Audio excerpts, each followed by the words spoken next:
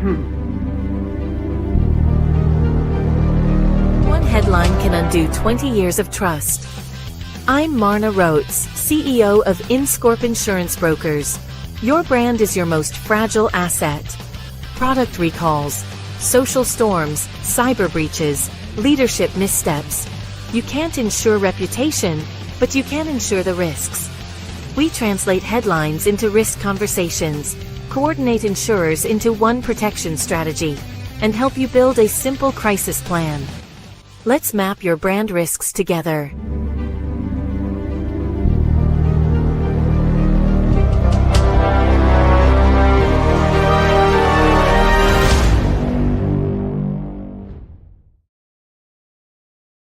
Welcome to another day here at Vision 2025. It's a Thursday. It's wet. It's going to rain, but we're still here. So it's wonderful to be here again. And today we're going to have Marna Roets, who's from Inscorp Insurance Brokers, who's going to be talking to us about whether you can insure your brand or not. Now, last week we spoke about this, and I had no idea if you could insure your brand or not. But Marna's going to tell us all about it. But before we start, let's introduce our co-hosts and welcome them. And I'm going to start with Russell. Please, Russell, welcome yourself and introduce yourself. Morning, David. Morning, audience and co-hosts. Marna, looking forward to your presentation. And it is an interesting subject, Brett, about insuring your brand. So, yeah, my name is Russell John Fagan. My company, OrbSpec, focuses on business development, reputation management, but specifically on sales training. You can go and study to be a doctor at university, accountant. Obviously, Marna, you had to do a lot of studies to be able to get licensed to do insurance. But yet we send a lot of people out into the field to sell, but they aren't trained how to sell. It's not about product supplying that anybody can do. It's about the key elements that make sales an art, focusing on the psychology of sales and closing techniques and such. So, yeah, that's what I do. Thank you, David. Wow, welcome, Russell. Great to have you here. Thank you. We all need someone to tell us how to and teach us how to do sales. Let's go to Glenn. Morning, Glenn. Please introduce yourself. Good morning, everyone. Great to be on board again. Always love the show and always get exciting nuggets from this, and looking forward to this. And I really believe that brand is such an important aspect. So definitely you need to ensure that. I'm looking forward to what Marna has to say today. Glenn East Jones, Mentors Coaching. I always talk to people and say, I'd like to help you map the way forward. And that's what I do. One of the things I do is map for life coaching. And we have map for pretty much anything. Map for business, map for parenting, map for sport, map for you name it. And so that's what I basically do. So thank you very much. Looking forward to what you have to say, Marna. Oh, thank you, Glenn. Great to have you here. Well, hello, morning to you. Please introduce yourself. Good morning, David and Marna and the rest of the team. And yes, I'm looking forward to what you are going to tell us, Marna. I don't have a clue what it actually means, but I will learn from this. Yeah, what I do, I'm a life energy coach. I'm actually helping teams to grow and to 10x themselves. You know, sometimes they want to scale, teams want to scale, but they think it's all just about strategy, but it's more about culture. If your team is not healthy, you can't really scale effectively. It will just stress you out. So that's where I help. I help teams to gel together with different tools that I use. And then you are ready to go. And if you start well, you can end better. Wilhelm Lombard, Life Energy Coach. Oh, thank you, Wilhelm. Great to have you here. You know, we've been meeting on this program every Thursday for the last 2 years. Can you believe that? It's nearly our 2-year anniversary. We started this in 2023. So give yourselves a hand for being here consistently.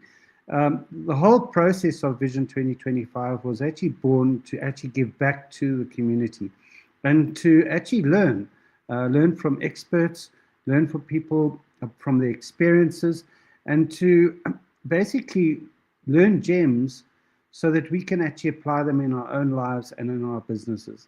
And we've been going for now, well, basically 2 years. It's nearly our anniversary, and but today we really got a really special guest, Marna, who's also been on the program, and Marna is going to introduce us to whether you could actually insure your brand or not. So Marna, welcome to the show. Really great to have you here. And I'm going to hand over the presentation to you, and let's look forward to learning something about whether we can actually insure our brand and why we should actually insure our brand. I think that's the most important thing. Why should we insure our brand? Marna, over to you. Welcome to the show. Well, good morning, everybody. I would just like to thank David and the team for the opportunity today to present to you the importance of protecting your brand. And I was just thinking about something that's very active in the media at the moment, and that's Prince Andrew and the whole debacle with the Epstein thing that they have going on there. I'm sure he wished he could have protected his brand. So my name is Marna Roets, and I protect the things that protects your business, like your assets and your liability. But today, I would like to discuss something all businesses have in common, and that's your brand. That's your most valuable asset. Then, David, if you can maybe go to slide 2, please. Okay, so to understand what this is all about, we need to understand what is a brand. And I think a lot of people and business owners think your brand stops at your logo and your name. So once you've got your name and you've got your logo, you're set for life. That actually is not that.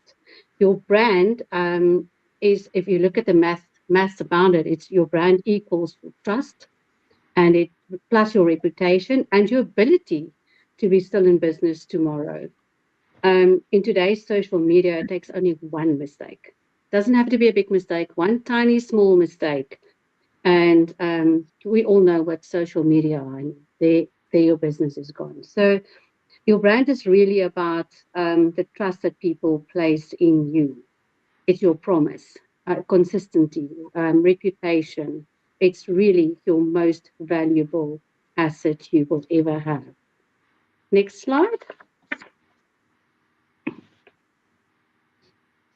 So if we look at today, what you can do, but I wanted to start to say that there's the ladies will understand this scenario. So by advertise a dress and say one size fits all, and we know, all of us know, that one size never fits all.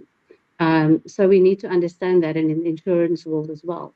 There's no one policy to protect your brand, but it's built into different areas of your business. So we look at a whole set of different things. If you can go to the next slide for me, David, please. Okay. I first want to quickly discuss what we can insure. Product failures. I want to look at cyber breaches. I want to look at offensive and harmful advertising, social media failures, social political backlash. And when we look at, and this is why I say one size does not fit all of it. It cannot fit all of it. I can't insure, for instance, project failures because I'm an insurance broker, so I would have personal indemnity cover.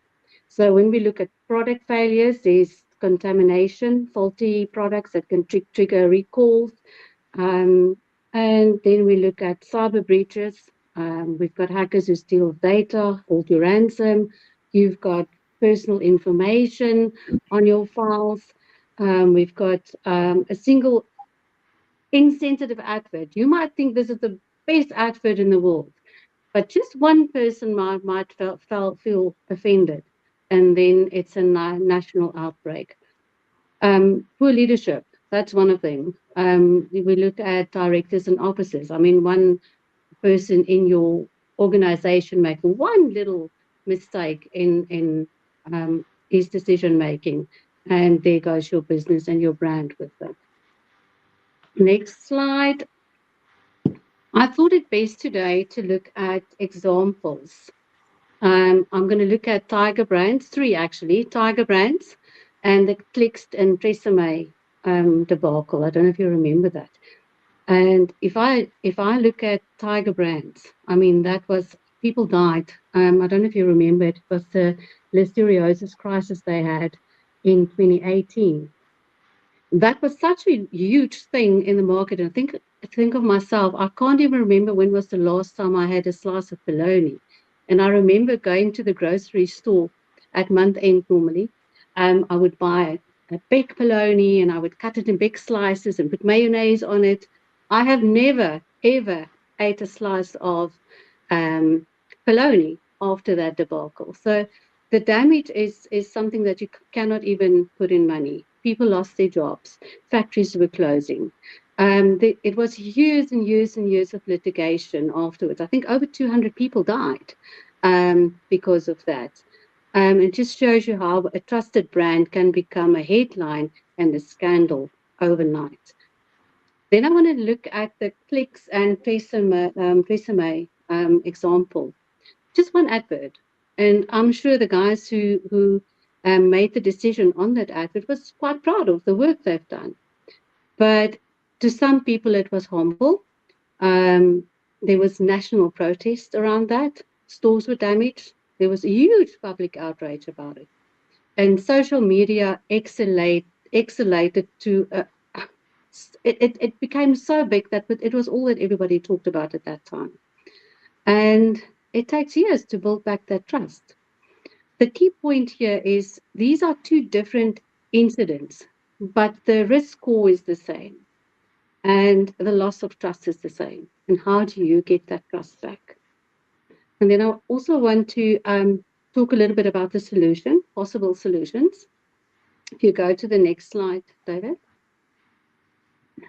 Okay. So when we look at that, remember, insurance doesn't prevent a crisis, but it manages the financial and the reputational fallout afterwards. For Tiger Brands type of risk, you would look at contaminated products and recall insurance. You would look at liability. You would look at business interruption insurance. You would look at crisis PR support that normally comes part of your product. And for the Clicks type of one, you would look at your media, multimedia liability. You would look at cyber liability for online content. And also in your cyber liability, they have a PR section of your policy. And once something like this happens, they take over your PR and they manage the risk to keep your risk and the damage of whatever happened to your business or your brand to minimize that. And that's, I think, a very important thing. Once it happens, you can't undo it, but you can minimize the risk it has on your business. And then our South African insurance companies already offers this, but you need to know how to look for it. It's not called brand liability or brand insurance. It's all built in separate sections of your policy and products available in the market. And then I want to look at a case study from Dis-Chem. You all remember that breach they had, the cyber breach. It's a huge national retailer, but they are still vulnerable. And I think a lot of companies, even our smaller companies, think if we've got an IT person looking after our security on our IT or our service, great. Not always true. If companies like Dis-Chem can get hacked, so can you. If AXA can get hacked, if FNB can get hacked, so can you.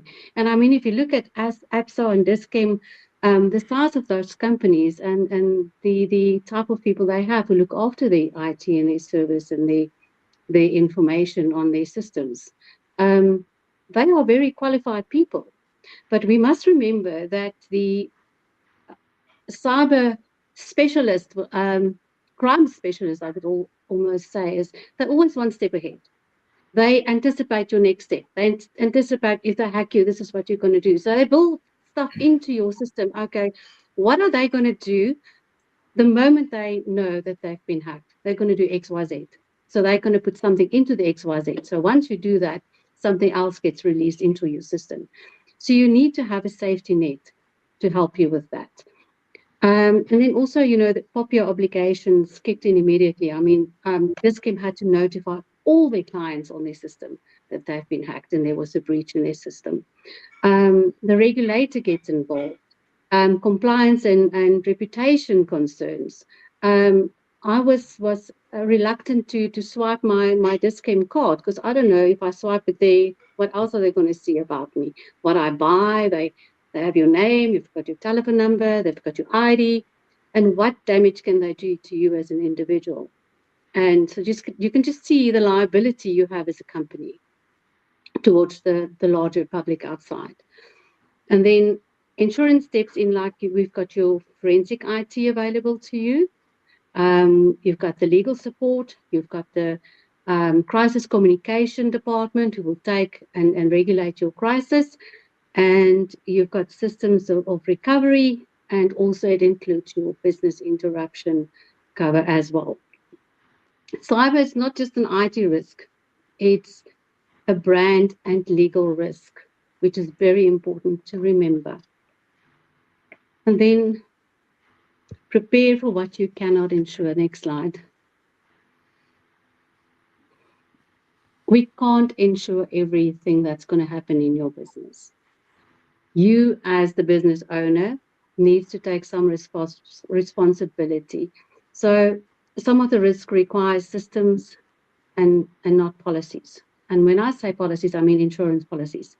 But you need to have a plan in place. You need to have a crisis plan. Your first line of defense needs to be in place. You need to know what to do when something happens.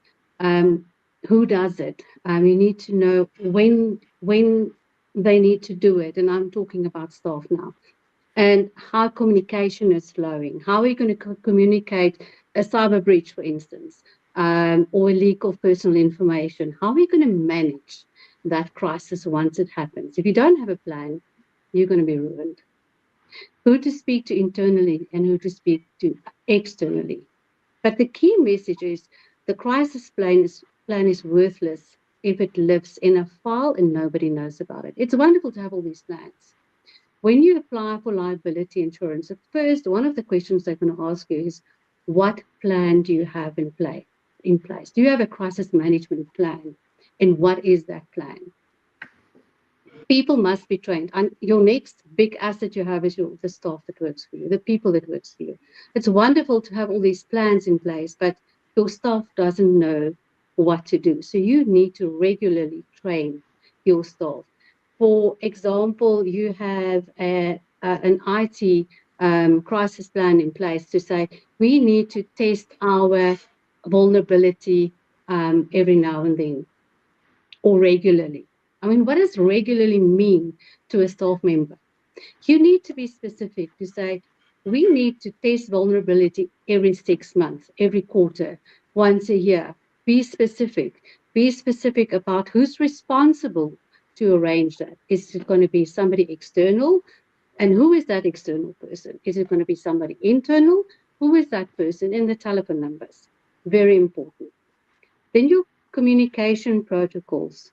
Control the narrative. You need to control your audience. You need to control your clients. You need to control the public. You need to know what to do and who is going to be your person who is going to talk to the media. Clear communication prevents mixed messages. I mean, don't be vague. Staff guessing what to say. They need to be trained what to say.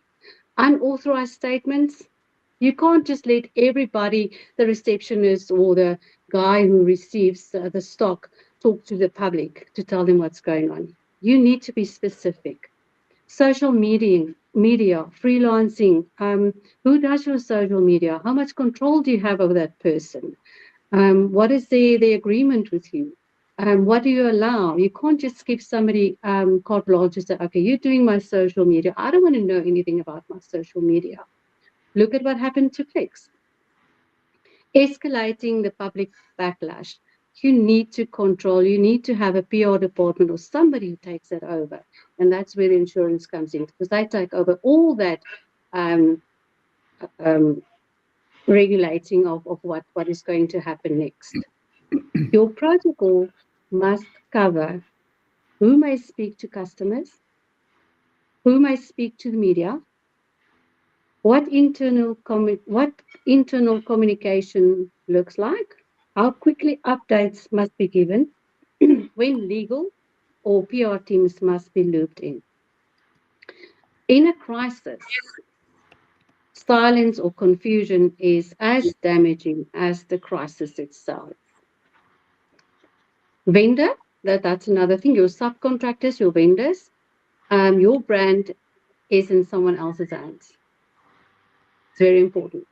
When you make use of subcontractors or vendors, your brand is in that person's hands.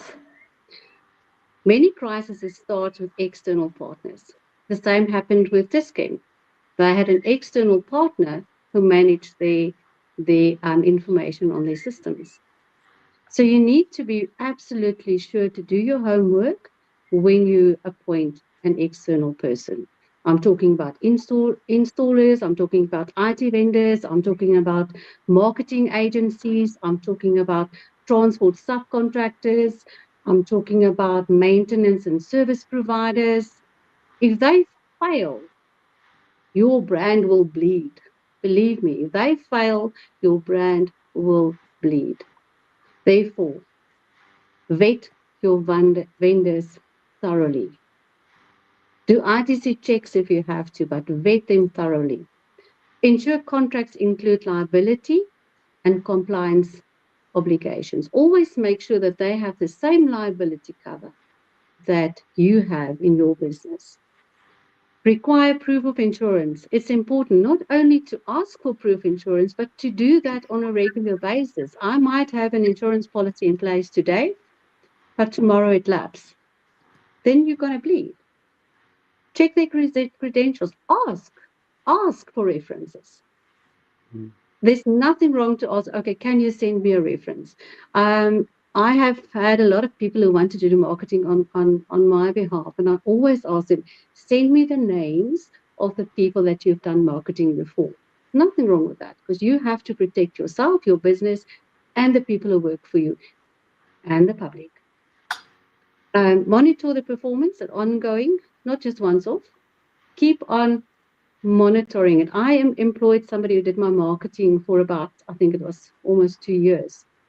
And then one day I just realized, I don't see any ads anymore. Let me just quickly go and have a look. And also, then I started looking at the type of ads that was sending out there. It's not closely what I would ever put into the public out there. And then she just slowly stopped doing the marketing, and I never realized it. So constantly be on their case. Constantly check what's going out on your behalf. A weak vendor train is one of the biggest brand risks in South Africa. Staff training. Guys, I cannot emphasize this strongly enough, how important it is for you to train your staff. It's the most important thing, and it should not be a once-off thing. It should be something that happens constantly, at least 4 times a year. Because people need to be reminded. You get so involved in what you do every day that you forget. And when a crisis happens, nobody knows what to happen. And think of an accident. When you are in an accident, I've been in an accident a couple of years ago, and I'm an insurance broker. I had to phone my office and say, I can't remember what to do. What do I do? And it's just the way it is, because nobody knows how they would, as a person, react in a crisis situation. Therefore, it's very important to have these training sessions on a regular basis. A crisis plan does not respond, but people do. Communication protocols don't talk, people talk. Vendor controls don't enforce themselves, people enforce them. So we get back to the people as human beings, and we make mistakes. And that's why training of your staff is so important. You can't just rely on and think, this person has been for me for 20 years, they should know what to do. But you might not have a crisis in 20 years. When that crisis happens, they need to know what to do next, who to talk to, who to phone first, what is the next line, who's going to speak to the media, who's going to speak to the staff, who's going to speak to whoever out there. Staff training ensures everyone knows their role in a crisis. Everyone understands how their actions is going to affect their brand. If they protect their brand, they protect their work, they protect their job, they protect their livelihood. Mistakes are reduced. Small issues are flagged before it becomes bigger ones. Staff speaks in one voice during incidents. You can't have two people saying different things. They need to know exactly what to say and who to say it to. New employees don't undo years of brand work. So you might employ somebody and you don't train them properly. They can undo 20 years of work. And that's very devastating. The golden line you can use in your business is to identify your brand risks. Sit down and decide what are my risks out there and what can I insure and what I need to put in place to cover myself for the uninsurable risks. Insure what you can insure, strengthen the operations around the rest. There is no single brand insurance for products, but we can insure the parts of the brand that matters the most, and that's me. Any questions? Wow. Thank you, Marna. Wonderful presentation. And one of the things that came to mind when you were talking, about preparing for the, for something that might happen, was a movie that we watched recently called The House of Dynamite. I don't know if anyone's watched it, but it's basically about a missile that's fired from somewhere in the ocean towards America, and the movie actually shows different scenarios that are happening from different angles and different people, and it's about what actually takes place and how it actually works out. So it starts with someone in Alaska who's actually now identifies the problem, and then it goes to a center in America somewhere where somebody's now controlling this whole thing, and then it goes through a number of other steps, and then eventually ends up with the president. But what happens is throughout that process, they kind of have a plan of what to do and how to actually react to this missile being fired onto the American soil.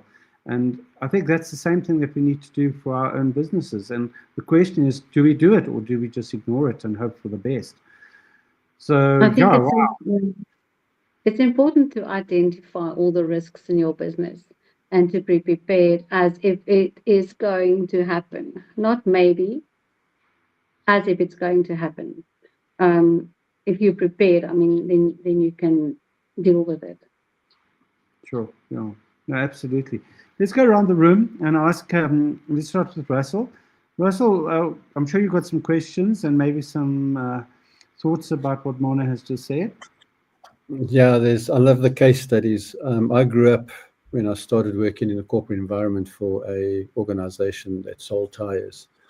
And I think I've mentioned before in the discussion, the training we got from Goodyear was really, really good, because Goodyear saw that, wait a minute, we train the salespeople, we have a, let's call it a pom-pom girl for lack of a better word, that will go and sell it because it's front of mind. But one of the stories they told us, so they designed this tire, we're talking about on the global market, not South Africa, but it was manufactured in South Africa, called the Goodyear NCT.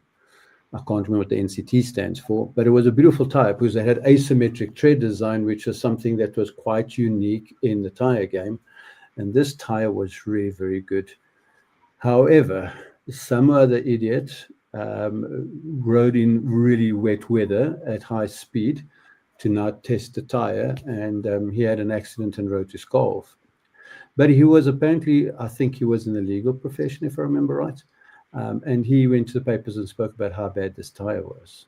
And obviously they had to withdraw the NCT 2-star just because of one person and one person's marketing.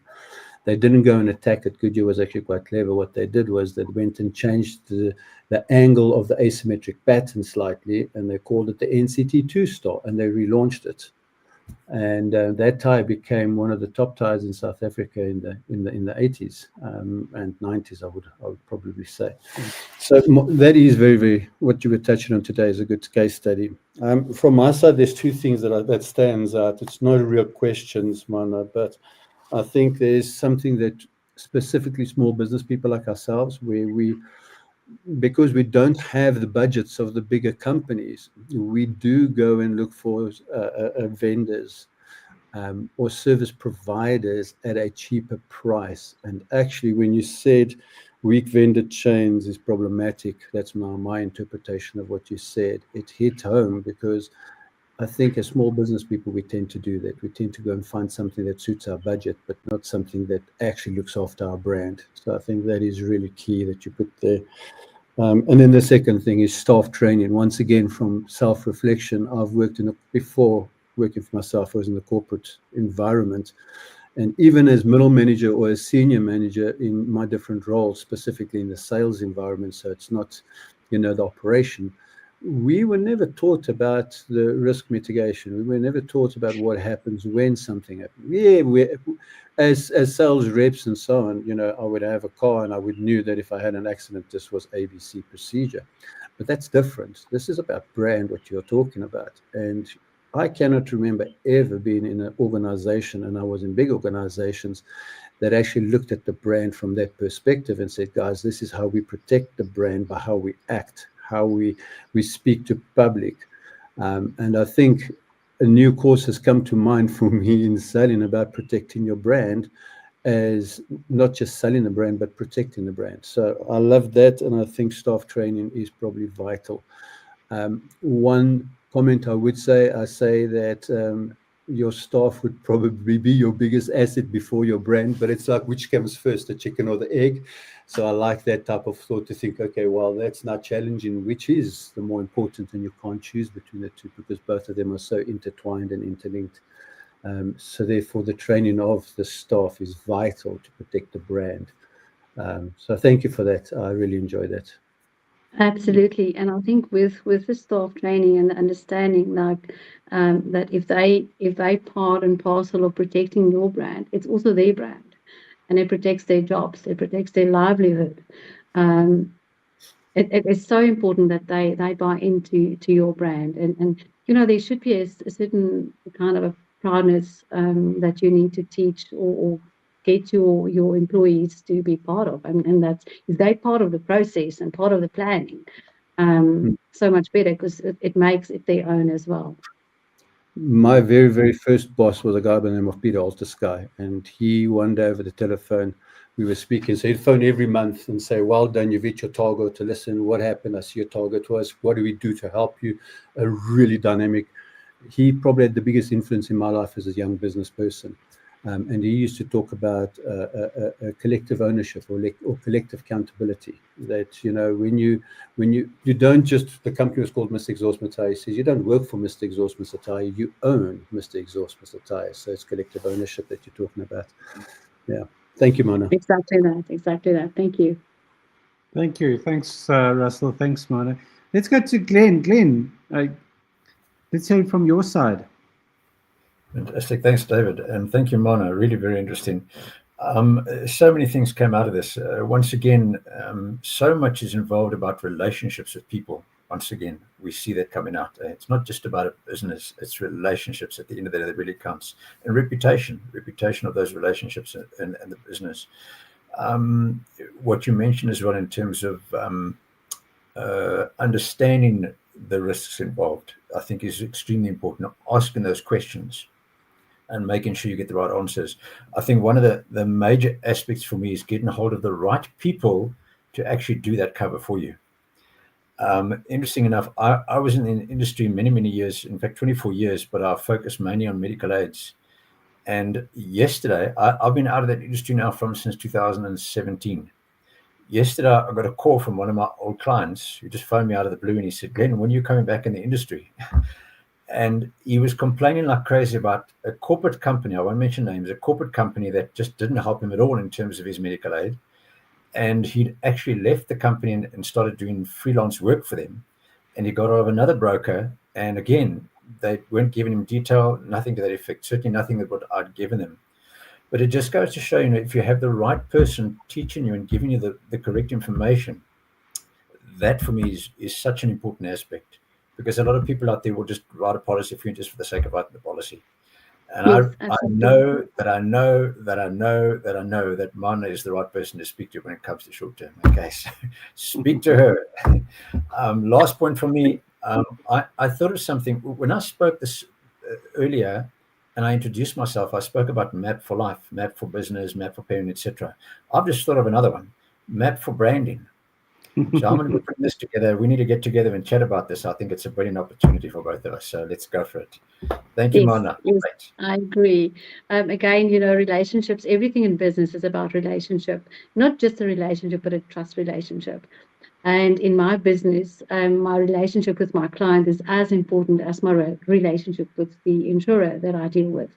And we deal with all your large, like the Hollards, the Mutual and Federal, the Santums, and so my relationship with them is as important as the one with my client. So they have to trust me to sell their product the way I'm supposed to sell it, and the client needs to trust me to sell them what they need, and not a whole lot of bunch of things that I don't need or pay premium for that they're never going to use. So that's why it's so important to map out your risks and understand your business before you buy insurance. Yeah, absolutely. Love the language, by the way. Map it forward. Love it. Actually, that's a very nice name, Glenn. You should adapt that. Map it forward. Well, Helen, morning to you. Please, what are your comments? Yeah, the first thing that came up in my mind, they say that people remember bad news for 21 and a half years. So if something happened, they remember it. And I've tested it several times, talking about certain things, and then people say, yes, I remember that. Unfortunately, good news, they only talk about 6 months about good news, but they love bad news. So your brand or your integrity, the word for me is integrity, is so important. What you say, your yes is your yes, must be your yes, and your no must be your no. Now, Russell talk about the salespeople. Now, salespeople, they are so important, and they make promises, and that's why it's so important to make sure that your salespeople do the right things, or say the right things. And also, the problem with salespeople is that where they get the best commission, they move quickly to that company. And their loyalty is not always there. I know there's certain things that you can put in place and restraints and so on, but the same applies for IT people. I was at the stage, I was in the IT recruitment industry, and I've realized there, IT people can move quickly. It's just a matter of a few bucks more per hour, and they move over to the next company. And these people are well, when I think about cyber hacking and all those things, I mean, they are there, they are in the front end, and it's so important to make sure you have the right people. And I also can relate with this now, in the sense that with what I do, I believe you must have the right people on your team, and to check if that person fit in. There's a few things. Their motive, is their motive right? Are they humble, hungry, and smart people? And to test that, I got certain ways to test that, and to just make sure you get the right person on board. Because as you said, if you get the right people and they know what their expertise are and their work geniuses are, and so on and so on, they know who's the one that need to do the talking, and that the wrong person is not talking to the media or other people, and might, because of their lack of skill, maybe they might say the wrong thing. So it's actually wonderful if you think about, from my perspective, how the right people are crucial for branding. That's your brand. Your people they are the window. Even the delivery guy, that person is the window of your company, and it's so important to make sure that your people know exactly what what they do. So for me, I agree with Russell. People are your most valuable asset even before the brand, because they are the brand, you know. So thank you for that. And my question then as well, Russell actually mentioned that, what about me? I'm a one-man show actually.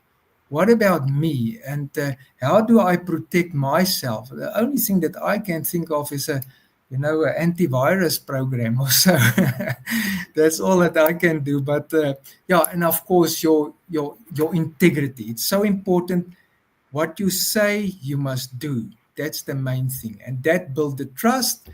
And trust is the foundation of everything. Yeah, Thank so you. it's the over promise and under deliver kind of thing. With me and my company, we become part of your company. We see ourselves as an extension of your company. In terms of cyber liability, there are specific policies available for the one-man bands like yourself. So yeah, it's not undoable. There are affordable options for the smaller companies. And what that actually does, it gives you that safety net. What if something does happen? Because obviously you have information on your system that is very vulnerable information to your customers. They can do so much with just a name and an ID number. So you have to protect yourself in some way. And with liability, I just want to touch something on price and how much do you insure. I mean, when you talk liability insurance, you can insure up to billions. But how much liability cover do you buy? You buy as much as you can afford. Don't let anybody tell you need 50 million. You buy what you can afford, because there's no use in insuring yourself bankrupt. Look at your risks and you insure only that. And then you add on as you grow as a company. We need to talk. Thank you, Marna. I'm available. Thank you, Wilhelm. Thanks, Marna. So, yeah, while you're talking, Marna, and you were talking about, identifying your risks. I did a course a little while ago, and it was actually the marketing course that I did when I started the Orange Door digital agency. And when I was doing that course, which was basically 1 year, one of the things we had to do was we had to actually write a mitigation type strategy, where we had to say, okay, this is what we plan to do with regard to whatever it was, X, Y, Z. And then once we'd done that, then we had to go along and now rewrite and say, what happens if it doesn't work? What happens if there's a problem with it? And then we had to actually go and re-strategize to actually look at it from the other point of view, not just from the positive point of view of it's going to be developed or whatever it is, but have a look at it, the whole thing's going to explode, and how we're going to actually deal with that, and what our mitigation would be in order to ensure that we didn't suffer and the client didn't suffer. And I must say that was something that was a real eye-opener for me. And, for a lot of the work that I've done in the past, I have never done that. I've always thought of the positive outcome rather than actually saying, okay, what happens if this doesn't happen? For example, I'm a bid architect, so we've got to submit bids. And the big thing about a bid is that there's a deadline. So you have to actually submit the tender by a certain time period. And if you don't, basically, it's not, all the work you've done falls flat. The question that I have for myself is, what happens if something happens? How do I mitigate that? And I mean, there have been examples in the past where I've known about people who, I'll give you one example. There was one tender that where we went to for the tender submission, for example, and the person arrived, and they normally have to put it into a tender box or something like that. And as he arrived, he took out the tender, and the whole thing fell on the floor, and all the papers came out of the lever arch file, and was like, 1,000-page pickup. And everything was spread over the floor. And basically, he was fumbling to try and put it together. And, but there was no plan. There was no mitigation plan for him in order to overcome that. And there are a lot of stories similar to that. For example, traffic. You have a traffic problem. How do you actually mitigate the fact that you have traffic? Suddenly there's something happens on the highway and you can't actually get to the place where you have to actually deposit the tender. What is the mitigation that you can do in order to prevent that, to overcome those type of problems? So those are just, some stuff in my business that I have to look at. But now, in each of our businesses, there are certain things that we have to look at. What happens if your computer fails just before you have to do a submission? What you're going to do? What happens if the internet goes down? What happens if there's load shedding and suddenly you don't have power anymore? Or the internet goes down. So these are all things that one has to look at that will eventually affect your brand. So, that's the thing that I thought was very important. That's something that came to mind. Identify what the risks are, and then identify the strategy to overcome those risks. And one is Yes, obviously taking insurance with you. So yeah, absolutely. That's one of the parts. But you also need to, once you do your list of what you are vulnerable to, then you can decide, okay, these risks are insurable, and then you're going to buy insurance for that. But you also need to identify the risks that are uninsurable. And that's where a broker comes in, where we can look at your risk profile, your complete risk profile, and say, okay, this you can buy insurance for, and how much can you afford, and what we can do about that. But you also need to have a plan in place. If something does happen and I can't insure this specific risk, what am I going to do about it? How am I going to mitigate my risk or my loss? I'm going to do I have a plan in place? Does my staff know what to do and where to go to, what to say, what not to say? So it all starts with the planning. You need to decide and identify the risk that your specific business has in your business, like a manufacturing. Something goes wrong and one little part causes a whole car to blow up, kind of thing. What are you going to do about that? And how are you going to minimize the backlash of whatever happened to that product? Cool. No, thank you, Marna. The time is, so we've run a little bit over time here, so we need to close off. And first of all, I'd like to thank all the listeners for being here and for taking in what Marna has said, and hopefully also, taking into account the risks and identifying those risks. And obviously, Marna is available if you need for her to actually, to help you with the identification, as well as to understand what insurance you can actually get to cover the certain risks that you might be experiencing or might have in the future. I'd like to just go around the room and just see what the big takeaways are and what the gems are that you're going to actually apply in your business. Let's start with Russell. Russell? Unmute. Yeah, there's so many little gems that have come up that's made me think about brand from a total different perspective. Because I'm very focused on brand when I do business development, because that's what you're developing and so forth. The business is just part of the elements. The brand is actually the most, like you said, the most important part of that section of that business. I've never looked at brand as protecting it in this way. For me, it's always been about protecting it with your sales aspect and your communication and the way you let the customer feel. But this brings a different spin on it. So I think the whole presentation has been a gem for me, because it just puts me outside of my comfort zone, because I don't know. And you and I have had a meeting before. I don't know insurance, and I went and did a lot of work after meeting with Marna just to go and understand insurance. And this just puts a different spin on brand for me. So yeah, that's definitely my take. Thank you. Let's go to Glenn. Glenn? Once again, thanks, Marna. Really great information. For me, if I had to put one word, maybe a one word with a hyphen, it would be risk mitigation.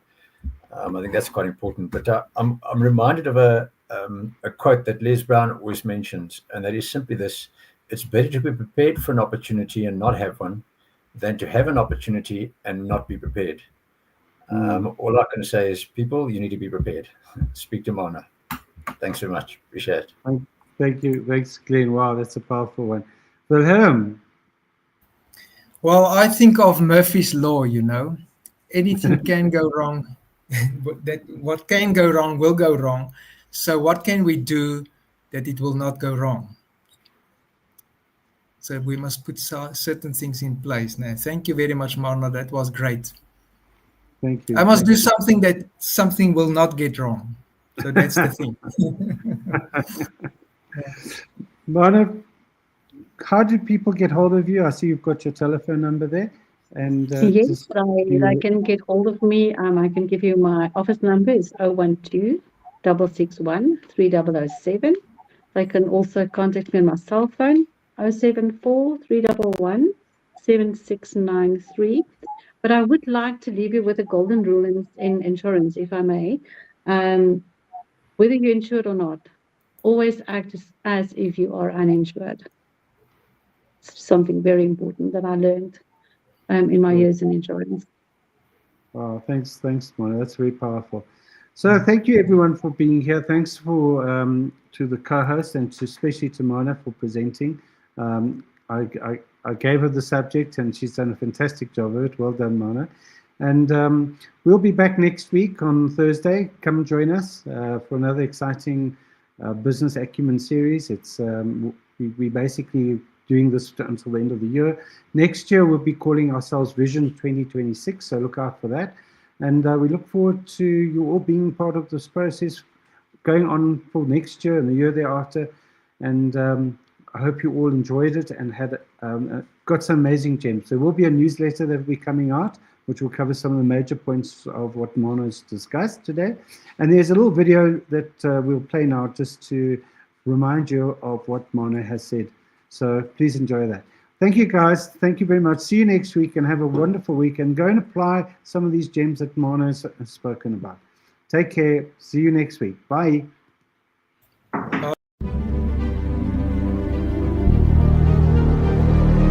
Good morning, and thank you for joining me on the Vision 2025 Business Acumen Show.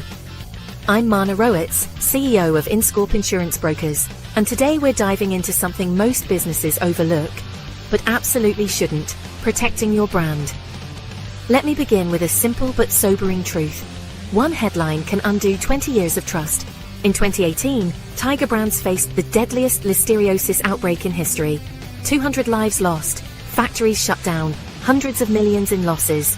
But worse, a national brand's trust was shaken. Your brand is your biggest and most fragile asset. Think about your brand. It's more than your logo. It's your promise, your relationships, and your ability to keep trading tomorrow. Let me ask you this. If your building burned down, insurance could rebuild. But if your reputation burned down, what's your plan? Let's get real. Here are 4 common ways brands take damage in South Africa. Product failures and recalls, like Tiger Brands. One mistake and shelves are emptied. Fast. Ethics and social media storms. Remember Click's advert scandal? A single image sparked national outrage.